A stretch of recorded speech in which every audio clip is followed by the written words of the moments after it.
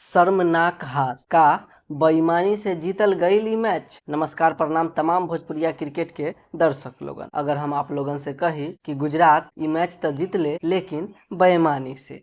रजत पाटीदार 14 गेंद पर 19 रन बना के खेलत रहलन। जैसे ही 15वां बॉल खेललन शॉट लगवलन, गेंद सीधा होल्डर के हाथ में लोटपोट होके त पकड़लन, लेकिन कैच पकड़े के बाद जब होल्डर गिरलन त बॉल जमीन से टकराइल। एकरा बावजूद एम्पायर आउट दे देहलन। यहाँ पर क्रिकेट जगत में बहस छिड़ गई, का ई आउट रहे या नॉट आउट। सब लोगन के अपन अपन राय बा।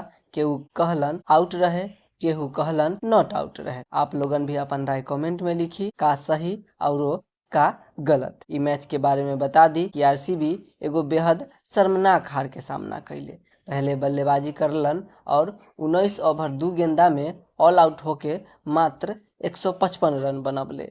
एकरा जवाब में गुजरात 15 ओवर 5 गेंद में 158 रन बना के मैच अपन नाम लिख लेले।